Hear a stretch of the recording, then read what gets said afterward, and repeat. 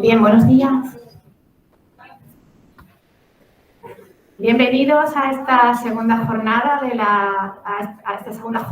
del ciclo que tenemos de conferencias en torno a literatura y arte. Y os doy la bienvenida y agradezco vuestra asistencia, y especialmente a la profesora Asunción Rayo Cruz, que hoy nos acompaña y de la que voy a hacer una presentación muy breve, porque a las 10:30 hay clase en este mismo lugar y, claro, yo no quiero robarle a ella el tiempo de exponer, que va a ser un poquito escueto.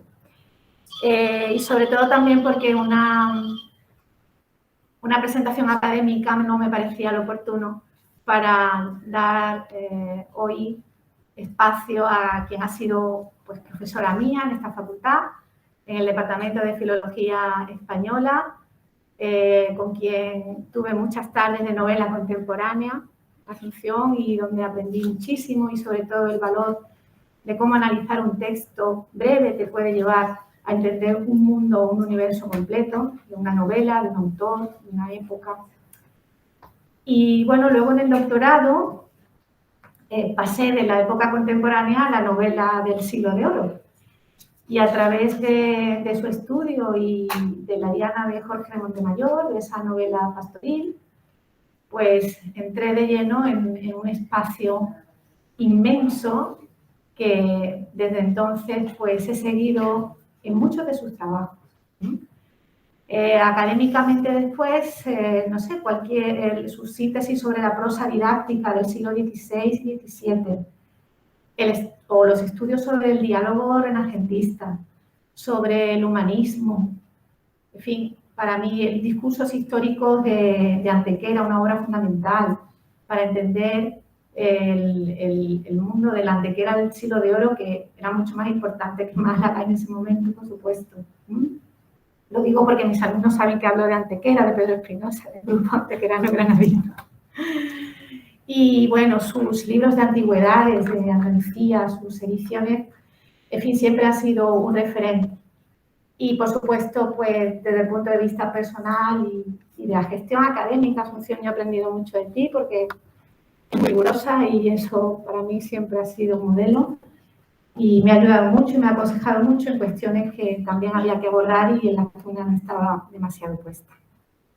Ella es ahora mismo colaboradora honoraria del departamento, así que para nosotros es un placer que esté hoy compartiendo pues, sus clases con todos nosotros. Sobre arte y literatura, pues Asunción también ha trabajado mucho sobre el tema de la ciudad, el retrato literario, como he dicho antes, los libros de antigüedades. Cuando decidimos que íbamos a tratar en esta jornada, ella también me planteó hablar sobre los gabinetes de curiosidades.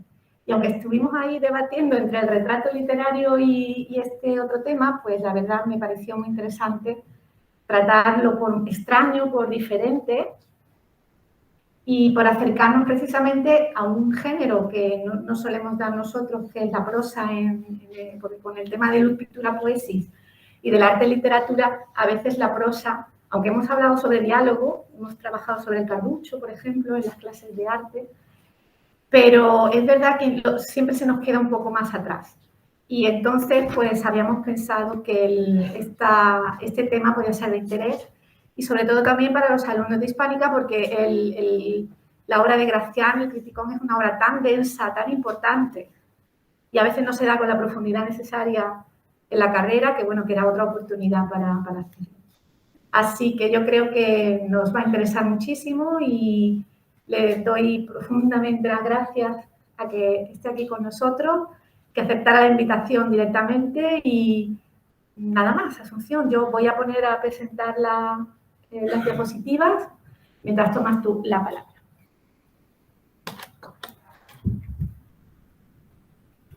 Buenos días a todos.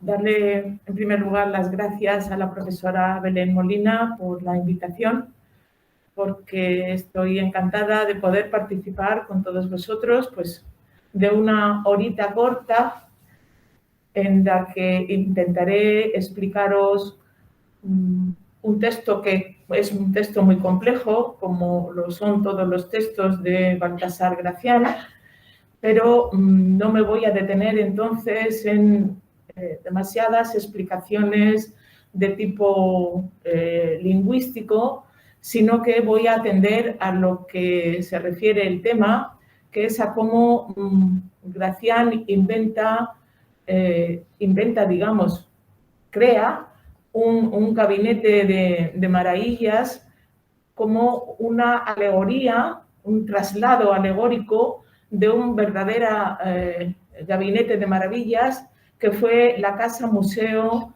de su amigo, que también le ayudó a publicar parte de su obra, que como sabéis tuvo que publicarse, excepto el comulgatorio, con seudónimo.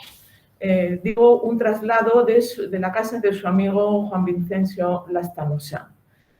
Bien. Asunción, disculpa, yo ya me voy a bajar, retiro la mascarilla y ya tú puedes hablar bien, ¿vale? Vale.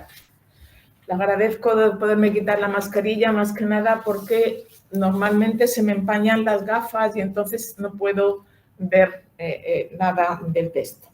Bueno, el texto, la conferencia va a ir utilizando como base ese texto que os han dado y voy a explicar, siguiéndolo, lo más importante. Tenemos, vuelvo a repetir, 1 hora, lo más importante de los elementos y su significado en el texto de Gracián. El Criticón de Gracián se considera una obra maestra de la literatura española y se considera también el culmen de su trayectoria.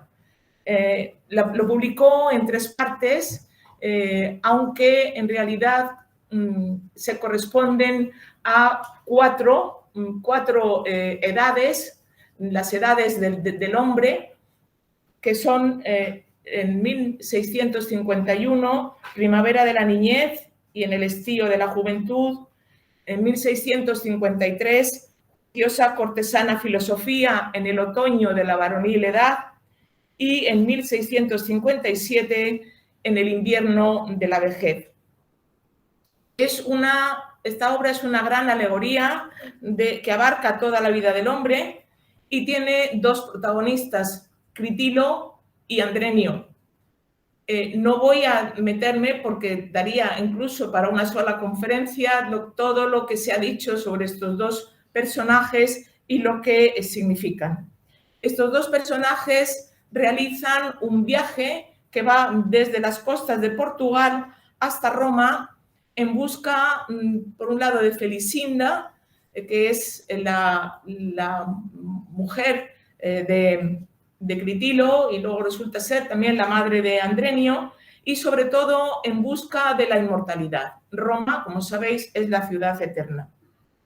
La situación del texto es el momento en este viaje en que están a punto de cruzar los Pirineos. Están pasando cerca de Huesca, donde está precisamente la casa de Lastanosa. Por tanto, pertenece a la segunda parte, como veis ahí, el Criticón, segunda parte, en el otoño de la varonil edad. Está al principio porque es la crisis segunda. Gracián, en todas sus obras, no llama a las partes capítulos, sino que les da distintos nombres. Y en este caso le llama crisis. En la crisis segunda, luego estamos al principio de esa segunda parte. Y se titula Los prodigios de Salastano. Salastano es un anagrama de Lastanosa. Todos los nombres que aparecen en el Criticón tienen también un significado especial, un valor alegórico. Felicinda, la que acabo de nombrar, no voy a nombrar a más. Felicinda es la felicidad, es decir, es también una creación sobre ese término. En ese momento, Critilo y Andrenio, esas 2 caras del hombre, van acompañados de Argos. Argos, como sabéis, es un ser mitológico cuya imagen es la de el que tiene miles de ojos. En esta segunda parte están acompañados por por este dios, exactamente igual que en la primera, en cambio, están acompañados por el centauro Quirón. El texto comienza con la llegada de un criado de Salastano que les sale al paso, estando en esta divertida fruición de grandezas, vieron venir hacia sí cierta maravilla corriente, era un criado pronto, y lo que más les admiró fue que decía bien de su amo. Fijaros que como procede de una casa de las maravillas, el criado es también en sí mismo una maravilla.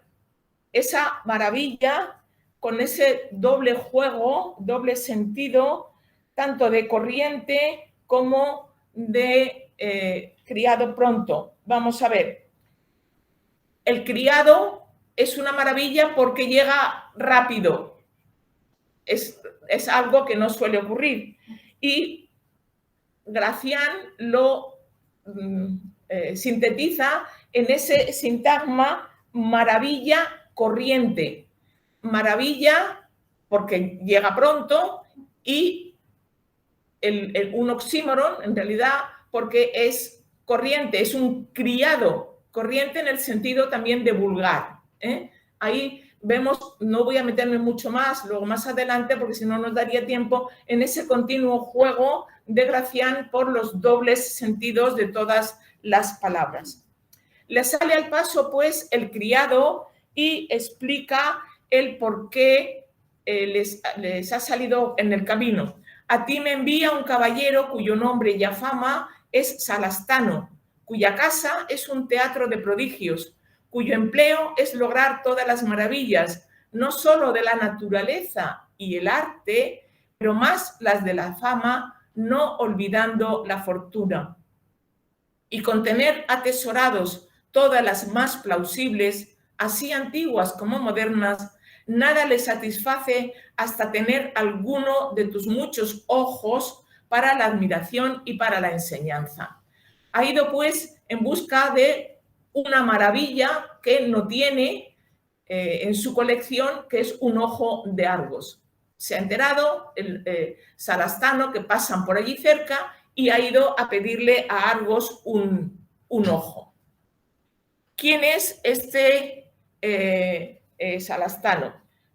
Salastano es, como vuelvo a repetir, el anagrama de Lastanosa y me meto así entonces a explicar en qué consisten estas casas museo. El antecedente de las casas museo es el estudiolo renacentista.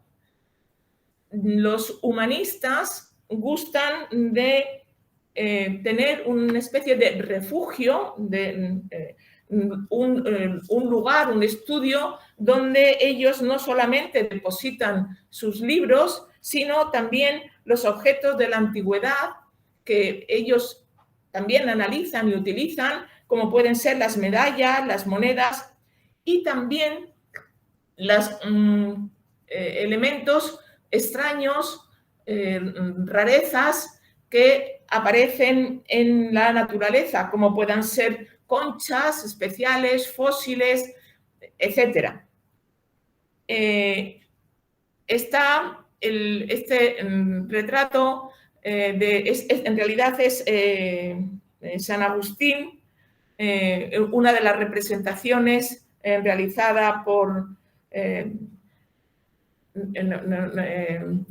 como veis en dos, he puesto dos, una en blanco y negro y otra en colores, para que veáis cómo junto con ese lugar para escribir, pues tienen esas estanterías donde van depositando los objetos. Los gabinetes de las maravillas, al mismo tiempo que los estudiolos de los humanistas, también las familias patricias, las familias que tienen dinero, especialmente de las repúblicas italianas, pues les gustan atesorar elementos rescatados de la antigüedad, como puedan ser evidentemente, y eso es lo que todos sabemos, manuscritos, pero también medallas, monedas, joyas y incluso materiales arquitectónicos que en sus casas caben y si no, como ahora comentaré, ponen en el jardín como columnas, capiteles, etc. Quiero decir con esto, y creo que es algo importante y que a veces se nos pasa, que la recuperación de la antigüedad no se realizó solo a través de los textos, sino que querían una visualización.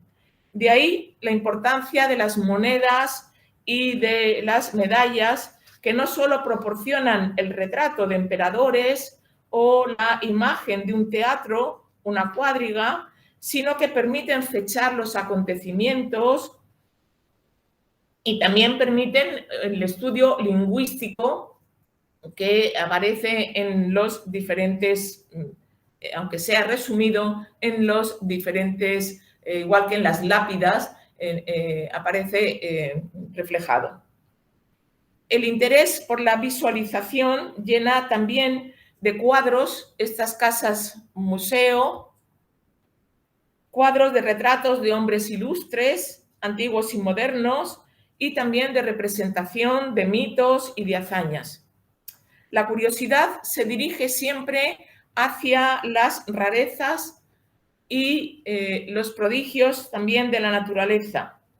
Como veis ahí en esas imágenes y en otras que podemos ver, recopilado bastantes, pues les interesa recopilar conchas, animales extraños o salvajes que suelen disecar, como tiene dentro también en su casa Salastano, y igual que tenía el estudiolo un pequeño jardín, aquí las casas ya tienen un jardín grande que proporciona el lugar idóneo para árboles y plantas exóticas y la recreación de la antigüedad con los elementos de una gran arquitectura, con arcos, columnas, etc.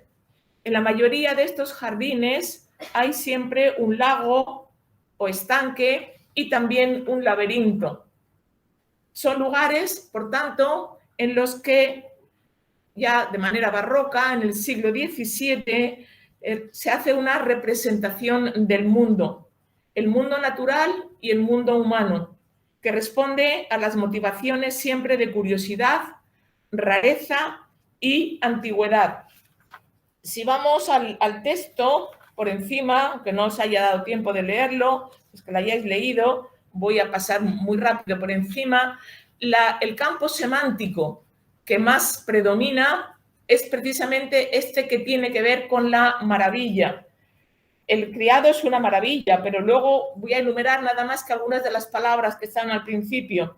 Prodigio, maravilla, curiosa, pasión, prodigio, cosas bien raras, portentos de la naturaleza, rara curiosidad, maravilla, prodigios salutíferos, portentos, que no había nada que no fuese rara, etc. Ese es, semánticamente, nos da este sentido que tiene todo el texto.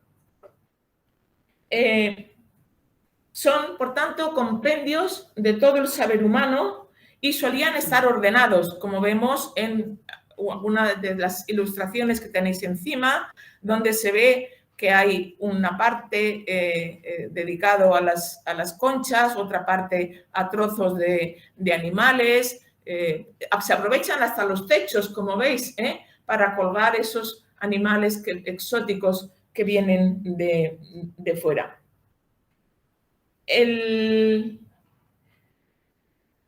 Y, por otro lado, lo humano que hace, y esto es el origen de los museos, que aquí se recojan bibliotecas, pinacotecas, gliptotecas, oplotecas, o armería, etc. Y otros, como acabo de decir, que atienden al conocimiento de la naturaleza, recolectando o reuniendo lo exótico o no conocido, los que traían de los viajes, ahora especialmente de América.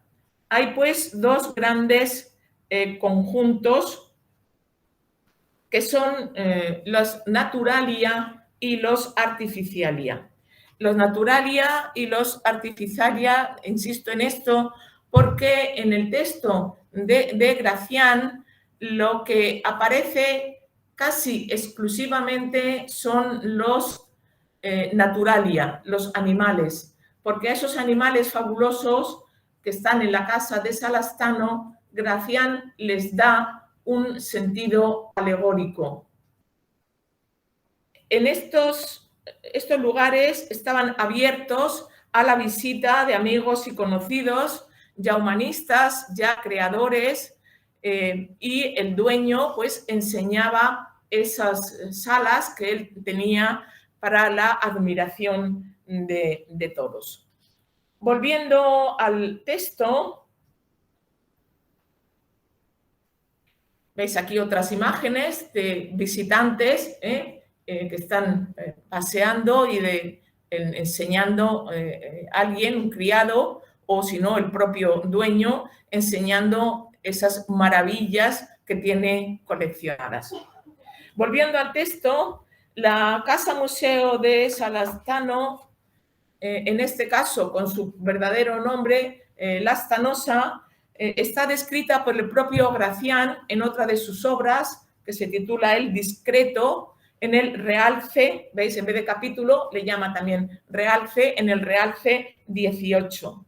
Oh célebre museo y plausible teatro de toda esta antigua griega y romana cultura, así en estatuas como en piedras, ya en sellos anulares, ya en monedas, vasos, urnas, láminas, camafeos, el de nuestro mayor amigo, el culto y erudito don Vincenzo Juan de Lastanosa. Honor de los romanos por su memoria, gloria de los aragoneses por su ingenio. Quien quisiera lograr toda la curiosidad junta, frecuente su original museo. Quien quisiese admirar la docta erudición y rara de la antigüedad, solicite el que ha estampado de las monedas desconocidas españolas. Se está refiriendo no solo a la casa que describe, sino también a un libro que publicó sobre las monedas y medallas que tenía en su colección.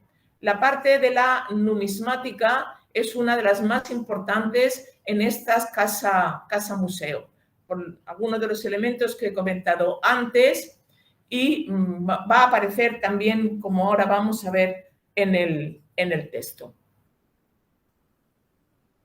Como digo, volvemos al texto. Argos le da una de sus ojos al criado, como se lo ha pedido. Toma este de mi mano, dijo Argos, y llévaselo depositado en este cofrecillo de cristal. Y dirásle que lo emplee en tocar con ocular mano todas las cosas antes de creerlas. Esto podríamos explicarlo con dos soportes. Uno, el que veis ahí, que es un emblema del libro de Alciato, donde se pinta una mano y tiene en el centro un ojo. Es una mano abierta. ¿Por qué hace falta que el ojo esté en una mano, como esta que le brindan a Salastano? Porque los ojos engañan. Recordar que es uno de los temas también del barroco. Las apariencias engañan. En cambio, hay que comprobar, hay que trascender lo que se ve. Y la mano es la que permite comprobar lo que ve el ojo. Digo que tiene dos soportes. Por un lado el de los emblemas, y por otro, como tenéis también ahí, la referencia, que hay muchas a lo largo de todo el texto, de carácter religioso de Gracián, refiriéndose a Santo Tomás, como sabéis, el discípulo que una vez resucitado Cristo no creyó en su resurrección y dijo que hasta que no le metiera los dedos en la llaga no creería que había resucitado. Este elemento, junto con otro que voy a comentar después, es fundamental para hacer una buena visita de las casas museos. Precisamente están, en principio, para eso. Es decir, no solo hay que ver y pensar también vosotros en las visitas a los museos, sino que esos objetos sirven para comprobar realidades.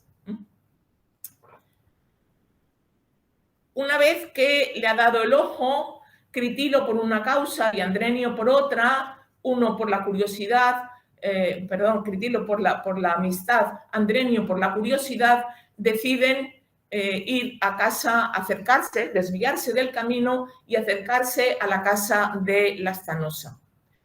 De Salastano. En la casa de Salastano lo que van a admirar, aparte del jardín, son nada más que, como he comentado antes, elementos de naturalia, es decir, animales. El jardín también, porque son plantas lo que van a admirar. Es el criado el que, por el camino, que aquí le llaman viaje peregrino, de nuevo con el doble sentido de peregrino por la rareza y peregrino también porque toda peregrinación supone un aprendizaje, un cambio en la persona que de esa manera al realizar la peregrinación mejora. Bien, pues en el viaje peregrino que realizan Critilo, Andrenio y esa maravilla corriente, el criado les va diciendo las cosas que van a ver, que luego no ven, pero que tiene su amo en su casa. Y comienza señalando la importancia de las monedas y de las medallas, más que nada en su función de retrato. Solas, se refiere a las maravillas, solas las que yo le he diligenciado, decía, pudieron admirar al mismo Plinio, a Gesnero y al Drobando. Aquí, curiosamente, frente a lo que acabo de decir, se nos anticipa que las maravillas que van a contemplar en la casa de Salastano son maravillas naturales, porque se está refiriendo a tres naturalistas, libros, obras que una Plinio, como sabéis, del siglo I, Plinio el Viejo, la historia natural, los otros dos son de autores de la primera mitad del 17, Gesnero y Aldobrando, que publicaron un montón de obras sobre animales. Incluso uno de ellos, Aldobrando, tiene un libro sobre los prodigios humanos, que es muy divertido de ver. Esos prodigios humanos, algunos de los cuales les falta la cabeza y tienen entonces los ojos y la boca en el cuerpo, el otro que tiene solamente un pie, que lo usa para hacerse sombra, etc. Es decir, que son autores que escriben sobre, mejor dicho, publican obras con los, no solo prodigios, también con los elementos, son descripciones naturales. Y estos libros están en la casa, en la famosa biblioteca que tenía Lastanosa, es decir, que Gracián evidentemente pudo manejarlos. Bueno, digo que es curioso porque luego lo que va enumerando es, como he dicho, los elementos de la artificialia que no van a aparecer en la casa de Salastano. En esta visita lo único que va a aparecer correspondiente a la artificialia, como ahora veremos, son las armas. Bien, dice, sola las que yo he diligenciado pudieron admirar al mismo Plinio, a Gesnero y al Drobando. Y dejando los materiales portentos de la naturaleza, él mismo lo explica que son de la naturaleza, allí veréis en fieles retratos todas las personas insignes de los siglos, así hombres como mujeres, que de verdad las hay, los sabios y los valerosos, los césares y las emperatrices, no ya en oro, que esa es curiosidad ordinaria, sino en piedras preciosas y camafeos. Los retratos son objetos acuñados en el pasado que permiten transportarnos hasta él, que permiten transportarnos hasta el ámbito al que pertenecieron. Pero fijaros que lo que interesa no es el soporte en el que están impresas, aunque sean joyas. Es curioso también, se relaciona con la manera de pensar del propio Gracián, que sean pequeñitos. Probablemente en la casa de Lastanosa, no de Salastano, pero en la casa de Lastanosa no serían pequeños, habría de todo y habría grandes, especialmente, y por supuesto pinturas. Pero a Gracián le interesa señalar también lo pequeño, porque si recordáis, y es una frase ya tan consabida que casi me da cosa decirla, pero lo bueno si breve 2 veces bueno, pues es lo mismo, lo pequeño si bueno, 2 veces bueno, podíamos remedar esa frase. Entonces, el valor de estos objetos que tiene Salastano en su casa no deriva de la materialidad, que sería en realidad una valoración vulgar, sino de los gestos, de la visualización del rostro. Eso lo pone en duda, en cierta manera, el propio Critilo, que le contesta al criado. Esa, dijo Critilo, con vuestra licencia, la tengo por diligencia inútil, porque yo más querría ver retratados sus relevantes espíritus que el material gesto, que comúnmente en los grandes hombres carece de belleza. Es una llamada de atención en esos cuadros o en estos retratos que están en cabafeos o están en monedas o en medallas. No importa la belleza del rostro, sino conocer el espíritu que hay detrás del gesto de esos personajes ahí retratados. ¿Por qué? Porque, como viene a decir después, es lo que nos permite realmente trasladarnos a ese tiempo, conectar con ellos. Uno y otro, dice el criado, lograréis en caracteres de sus hazañas, en libros de su doctrina y sus retratos también. Que suele decir mi amo que después de la noticia de los ánimos es parte del gusto ver el gesto que de ordinario suele corresponder en los hechos. Como dice también el texto, esto nos permite trasladarnos en el tiempo. ¿Qué más les presenta, les anticipa que van a poder ver el criado a Critilo y Andrenio en casa de su amo? Las cadenillas de Hércules. Las cadenillas de Hércules, hay que hacer primero una advertencia. Y es que no se refiere al Hércules que de los 12 trabajos que todos tenemos en mente, aunque en ese momento, en el siglo XVII, los dos Hércules, los dos, porque ahora voy a hablar de otro, están confundidos. El otro al que me refiero es como la otra cara del Hércules que conocemos. El Hércules que conocemos todos, pues es un Hércules que vence con la fuerza física. Sus hazañas se basan todas en esa capacidad para vencer mediante el uso de la especial fuerza que tiene. Sin embargo, esta otra cara, este otro Hércules, llamado normalmente Hércules Galo o Hércules Ogmios, y que se inventó Luciano, el escritor griego, es un Hércules que vence por la fuerza de la elocuencia. Es decir, es la palabra la que logra convencer a los enemigos o a los contrarios.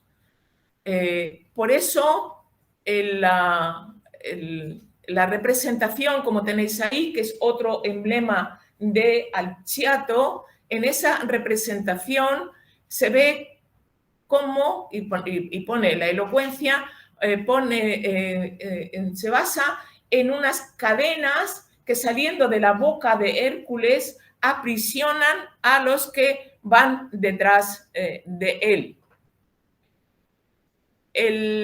Pero las que muchos celebran y las miran y aún llegan a tocarlas con las manos son las mismas cadenillas de Hércules que, procediéndole a él de la lengua, aprisionaban a los demás de los oídos, y quieren decir las hubo de Antonio Pérez.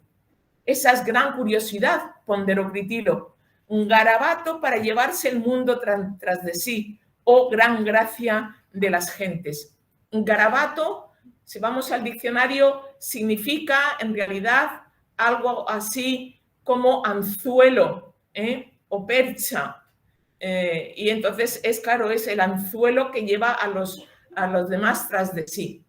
Me interesa recalcar, junto con lo que hemos visto antes, que para conocer bien estos museos, para que ahora ellos puedan entender lo que les va a enseñar Salastano, hacen falta esos dos elementos. Uno, la mano ocular, es decir, el ver y tocar la realidad para conocerla. También de ahí la importancia de lo visual, de lo visual, pero de lo visual con una demostración detrás. Y dos, la elocuencia. ¿Qué es lo que tiene que tener Salastano para saber enseñar bien su museo? Las dos cosas, la mano ocular y las cadenillas. Bueno, como no hace falta más explicación por lo que dice, sí quiero solamente, aunque sea muy por encima, explicar por qué dice que quieren decir las hubo de Antonio Pérez. Como muy bien sabéis, Antonio Pérez era el secretario de Felipe II, era aragonés, para Gracián todo lo aragonés es lo mejor y lo sublime, él era aragonés también Huesca, estamos visitando Huesca, etc. Bueno, pues Antonio Pérez escapó de Felipe II llevándose también una serie de documentos, en fin, no voy a meterme en el tema histórico. ¿A qué se está refiriendo? Se está refiriendo a un libro que publicó Antonio Pérez que, como luego dice más adelante, lo tenéis en el texto, que dice que en el sonido parecían de plata y en la estimación de perlas de una cortesana elocuencia. Se está refiriendo a un libro de frases famosas de Antonio Pérez. De nuevo, vuelvo a la antigüedad. En la antigüedad, este tipo de libros eran realizados por los mejores escritores, eran libros de aforismos, libros de dichos y hechos de las personas, de los héroes y de las personas ilustres. Pues se está refiriendo entonces a ese conjunto de perlas, es decir, de frases especiales de Antonio Pérez recogidas en un libro. ¿Cuál es entonces, fijaros, ese juego entre la materialidad de lo que tiene Salastano y su significado simbólico o alegórico? ¿Qué es lo que tiene? Tiene un libro escrito con las frases de Antonio Pérez. Y esas son las cadenillas de Hércules en el sentido absolutamente alegórico. Entran en la casa por el jardín. El jardín es otro de los elementos fundamentales, como estamos diciendo, de estas casas museo. El jardín,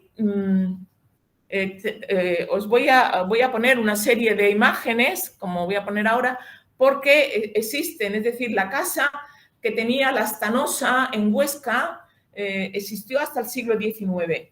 Y entonces hay ilustraciones y hay dibujos sobre la casa de la Stanosa. Y es prácticamente la misma que sigue Gracián, dándole, por supuesto, y vuelvo a repetir, ese sentido trascendente, ese sentido alegórico. Bueno, como veis ahí, está la fachada y detrás el jardín. El jardín va a funcionar además como un elemento iniciático, así funcionaban los jardines, emparentado con el enigma, tanto por los elementos que componían el jardín como también por su propio diseño. Y todos, como he comentado antes, y vamos a verlo ahora, tienen un lago y tienen un estanque. De ese modo, el jardín en el barroco es una metáfora del conocimiento, es una metáfora también de la propia vida humana. Fuelos introduciendo por un lado tan deleitoso cuan dilatado parque que coronaban frondosas plantas de alcides, prometiéndole en sus hojas, por símbolos de los días, eternidades de fama. Comenzaron a registrar fragantes maravillas, toparon luego con el mismo laberinto de azares, cárcel del secreto, amenazando riesgos al que le halla y evidentes al que le descubre. Paso por encima casi del significado de las plantas de alcides para detenerme un poco más en el significado del estanque y del laberinto. Pero quiero decir, al menos para explicación, porque es otro de los soportes de este texto, el juego entre lo temporal y lo eterno. Hay podemos decir también dobles hilos conductores en este texto. Por un lado, fama y fortuna, o fortuna y fama, y por otro, temporal frente a eterno, frente a la eternidad.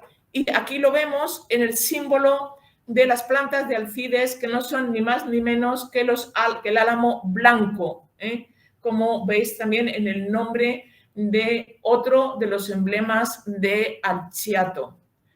¿Qué dice este emblema? De Hércules los cabellos ciñe y muestra el álamo como la noche y día, el uno al otro sus veces empresta.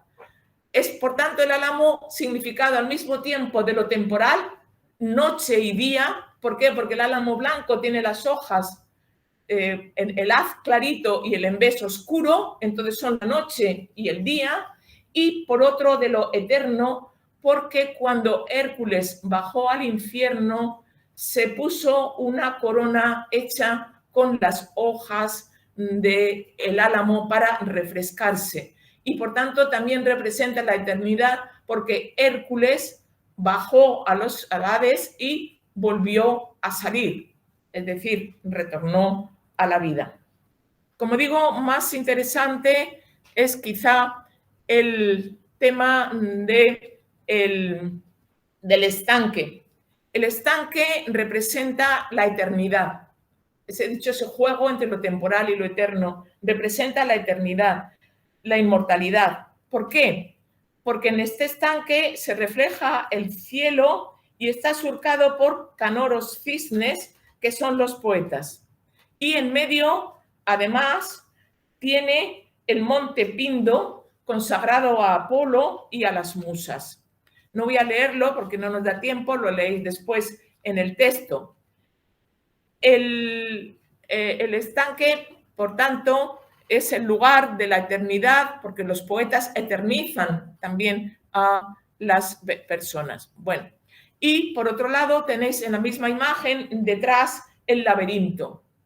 El laberinto es el lugar, es el laberinto de azahares, dice el texto. Es la vida y la representación también de la fortuna, el camino y la dificultad que hay para ir venciendo obstáculos y salir victorioso de ese laberinto. Un texto que he tenido como base también, es un manuscrito de la Biblioteca Nacional de Madrid, explica, de manera, lo leo por su curiosidad, explica, referido al laberinto que tenía el jardín de Lastanosa, la dificultad que supone. Dice, se vuelve hacia la izquierda, ya que aquí a cualquier mano que echen ya no saben por dónde van ni si acertarán a salir, pues ha sucedido entrar con un reloj y andar 1/4 y medio de sus calles y no llegar a la plazuela que hay en medio. De tal modo que por la disposición de sus calles no se podría salir de él, sino con el hilo que se valen los jardineros cuando entran con las tijeras a cortar las ramas que sobresalen. Bien, las plantas que están en el jardín significan ese mismo juego que ya he comentado respecto al álamo. Es decir, son lo efímero, toda flor tanto las rosas como la flor del amaranto son efímeras, pero tienen todas ellas, leer luego despacio el texto, tienen todas ellas en sí mismo la posibilidad de la transformación. El amaranto, por ejemplo, cuando se toca, cambia de color. Cuando se arranca y se quita, cambia de color. Por tanto, significan también la posibilidad de, con la transformación, de pasar de ser efímeros a ser inmortales, a ser eternos. Son, por tanto, símbolos temporales de la vida humana, que es el laberinto de los azares, la fortuna, y potencia el significado para alcanzar la virtud y con ella la fama y la inmortalidad. El hombre, como estas plantas, puede realizar una metamorfosis moral que le brinda el traslado de lo temporal a lo eterno, el acceso a la inmortalidad o la fama eterna. El jardín, como huerta, no podía faltar, no le podía faltar animales, sabandijas, como se les llama aquí, es decir, alimañas. Y hay especialmente 4 que vendrían a representar una parte negativa, la parte de los vicios o de los pecados. Una de ellas, el camaleón. El camaleón representa la vanidad. Aquí lo dice explícitamente. Dice, volaba, perdón, me falta el camaleón. El camaleón. Es que ese era general sobre el significado de todas las lagartijas, pero ahí pone dándose hartazgos de vanidad. Los camaleones en alcándaras de laureles, alcándaras es lo mismo que jaulas, dándose hartazgos de vanidad. ¿Por qué representa el camaleón la vanidad? Porque en ese momento nosotros lo relacionamos también con la transformación de color, la adaptación de color, pero en ese momento el camaleón se encuentra en poesía y en otros textos. El camaleón creían que el camaleón se alimentaba del aire y entonces, pues por eso es el símbolo de la vanidad. Está también la efímera. La efímera es una especie de mosca que nada más que vive un día y que representa la codicia humana, evidentemente, por querer, teniendo una vida tan corta, querer tener muchas riquezas, querer acumular muchos bienes cuando la vida es tan corta, cuando la vida es tan efímera. Las aves del paraíso que representan la soberbia. La soberbia porque tienen picos de marfil, pero si veis no pueden poner los pies en cosa terrena. Es como si nada más que creyeran en su... Esta soberbia no está explícita en el texto, pero se deduce, no me da tiempo a explicarlo, pero se deduce por la cantidad de referencias implícitas que hay en el símbolo del ave del paraíso. Y por último, la serpiente ceraste, que ahí sí se dice que representa la lujuria, el lascivo aliento. La ceraste, que incluso dice Gracián que avisa, una parte de sus escamas producen un sonido, entonces aprieta a huir el criado, voceándole sus riesgos en ver el venenoso ceraste, que él mismo cecea, pero es el juego visual del símbolo de las eses que va haciendo en su caminar la serpiente, pero también el sonido de la campanilla, que es un seseo. O sea, él mismo avisa con su lascivo aliento. Estos son los elementos que tienen ellos que sortear. Todos han de ser vencidos o sorteados en el jardín antes de entrar en la casa. Por eso digo que tiene algo de iniciático, de preparación de la entrada a la casa de Salastano, en la que vamos a ver maravillas de mayor calado, de mayor importancia. Entramos por fin en la casa museo de Salastano, y llegan en buen momento porque él lo estaba ya enseñando a otros visitantes dentro de la casa. ¿Qué les va a enseñar? Pues del museo, las referencias que hay son de dos tipos.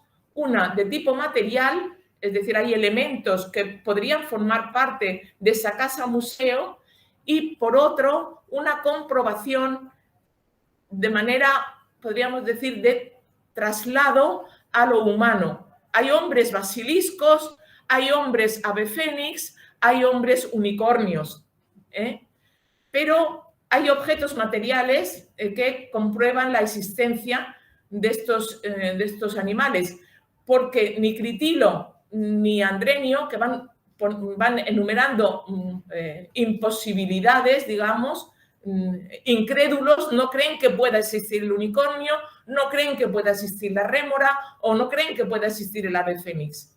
Y repito, Salastano, con su mano ocular y sus cadenillas de Hércules, les va demostrando paso a paso que sí existen, con estas dos cosas. Uno, la comprobación de objetos. Dos, la comprobación que podríamos llamar alegórica en el traslado a personas que lo son. ¿Qué hay material?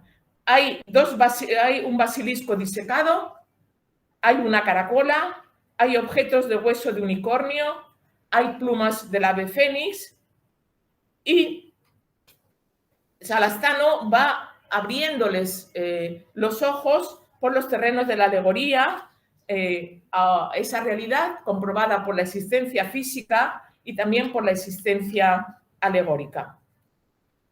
Antes de entrar en los animales, una cosa curiosa, y es que encuentran entre ellos, en un momento dado, ya no puedo seguir más detenidamente el texto, encuentran dos puñales.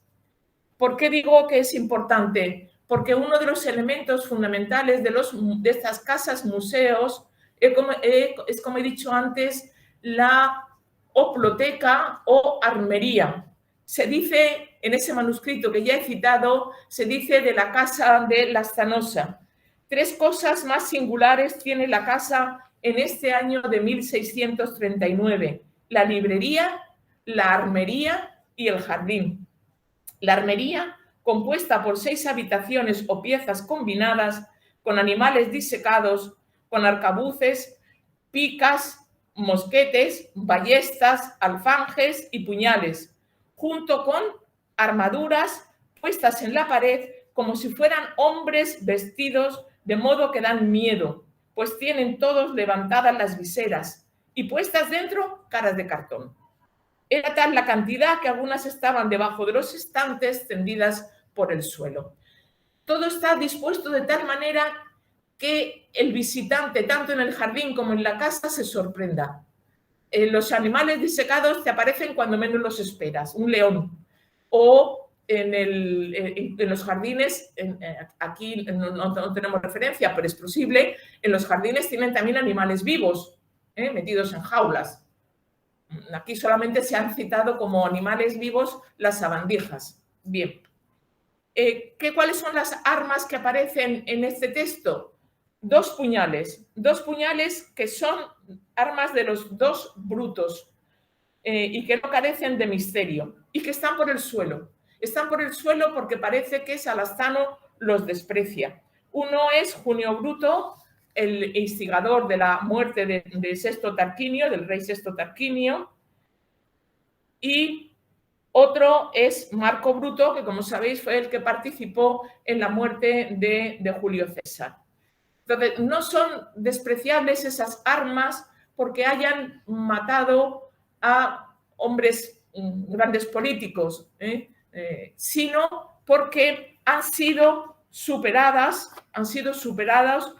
por un acontecimiento de ese momento, que es la muerte de Carlos I de Inglaterra, que fue decapitado, como sabéis. Y entonces ha sido superado cualquier sentido que puedan tener esos puñales, lo dice el texto, luego lo leéis, ha sido superado simplemente porque, evidentemente, se han atrevido a matar a un rey cristiano, por un lado, y por otro, cuando, como sabéis, en el barroco se cree que el rey deriva su poder de Dios, es decir, ha sido elegido por Dios y se han atrevido a matarlo. Bueno, y pasamos ya de manera rápida a los animales que tiene Salastano en su casa. Primero, un basilisco. Se van a ir combinando animales que tienen un sentido positivo con otros animales que tienen un sentido negativo. Unos van a surgir, como he dicho antes, de la curiosidad de Andrenio, otros del conocimiento de Critilo. El basilisco es un animal que parece, como dicen ahí, un embeleco. Y no soy tan solo que sea necio, porque aquello de matar viendo parece una exageración repugnante. En el hecho está desmintiendo el testigo de vista. Es decir, ¿cómo nadie puede saber que existe el basilisco si el basilisco mata con la mirada? O bien está mintiendo el que lo dice, porque tendría que estar muerto, si no, no ha podido verle. Gracián, en este caso, enseña un basilisco disecado, Gracián, Salastano enseña un basilisco disecado y dice que hay muchos hombres que son basiliscos, que matan cuando te ven. El médico, que en cuanto te ve te mata. El abogado, que cuando te ve te mata porque te deja sin dinero y te deja sin nada. Y acaba con ese juego incluso también de tipo poético de las bellezas que mirándote también te matan. Hay un juego ahí entre ver y morir, bastante bien conseguido, bastante curioso. Después de este negativo hay uno positivo, que es el unicornio. El unicornio, que es el que es capaz de hacer que las aguas que están contaminadas se conviertan en aguas puras. El unicornio es un invento. Tenían para mostrar en los museos el cuerno del unicornio, que no es ni más ni menos, si lo habéis visto en algún museo, os acordaréis que el cuerno de un pez, que es el narval, pero es una confusión en realidad con el rinoceronte, al que también se le atribuye esos poderes especiales de su cuerno, poderes salutíferos de salvación, y está relacionado también con otros animales a los que se les, no solo la imagen que nosotros tenemos de un caballo con el cuerno, sino que también se atribuía a ciervos y a otro tipo de animales. El unicornio también tiene su referente en las personas, que son todos aquellos reyes, especialmente, pues, claro, es aragonés, Fernando el Católico o también Felipe III, que han salvado a España de las herejías, etcétera, etcétera. Entonces, el referente es también, de manera alegórica, existe también. ¿Qué es lo que tiene Salastano en su casa? Pues objetos hechos con el cuerno del unicornio, que han ayudado a los reyes, pues a Carlos V, a Isabel I de España, mediante pendientes que impiden que a sus oídos lleguen malas referencias, o vasos que permiten beber y entonces sanarse. Entonces, son esos reyes y esos objetos lo que demuestran la existencia del unicornio. Negativo, como toca ahora, el tritón y las caracolas. He dicho que un elemento esencial que hay en todos, ya es la hora, pero voy a simplemente un minuto. La caracola es parte siempre de los museos. En todos los museos hay conchas, hay caracolas, y aquí tienen un sentido negativo porque en ese juego de la antigüedad frente al presente, antes las caracolas servían para llamar a los héroes, y la hacía sonar Tritón. Y en cambio ahora las caracolas sirven para llamar al rebaño, a las ovejas. Se han convertido en un objeto vulgar. Por eso en ese momento repite una frase de Cicerón de o tempora o mores, o tiempos o costumbres. El pasado, la antigüedad, siempre fue mejor que el presente. El ave fénix tiene un sentido fundamental porque es incluso el lema que tiene el propio Lastanosa. El lema de su casa es el ave fénix. Como sabemos, el ave fénix, la cualidad es que es única en el mundo, que prepara su propia hoguera, que se inmola en la hoguera y vuelve a resucitar. Este símbolo y con el que voy a terminar ahora, que es el pelícano, tienen un sentido religioso. Seguro que en iglesias y en representaciones habéis visto tanto el ave fénix como el pelícano. El ave fénix, que también aquí se citan un montón de ave fénix con nombres de personas, como veréis, el ave fénix representa al propio también Jesucristo. Es decir, porque además el ave fénix resucita al tercer día, exactamente igual que el tema de Jesucristo. ¿Qué es lo que tiene el ave fénix? ¿O qué tiene Salastano del ave fénix? Tiene las plumas. Las plumas que por otro lado nos llevan a esa relación con los héroes, los penachos que llevan los héroes en su casco. Y por último, como digo, me salto la rémora, el pelícano, que también tiene relación con Jesucristo, porque al pelícano se le atribuye la cualidad de que es capaz de picarse el pecho para que sus hijos puedan comer. Les da su sangre para que coman. Es curioso que en este texto no tenga Salastano en su casa nada que tenga que ver con un pelícano, que es el único animal que realmente se podía conocer y ver. No es un animal fabuloso. Había pelícanos en el Retiro, es decir, en el lugar de recreación en ese momento de los reyes. Y el texto es un tanto ambiguo respecto al pelícano y solamente lo podemos entender porque dice que no hay pelícanos si, de nuevo, como he dicho antes, lo relacionamos con Cristo. Bueno, podríamos haber ahondado más. Me hubiera gustado que luego hubiera podido haber preguntas porque, sobre todo por esta parte final, he pasado muy rápido, pero la situación nos obliga a dejarlo aquí. Muchas gracias por vuestra atención.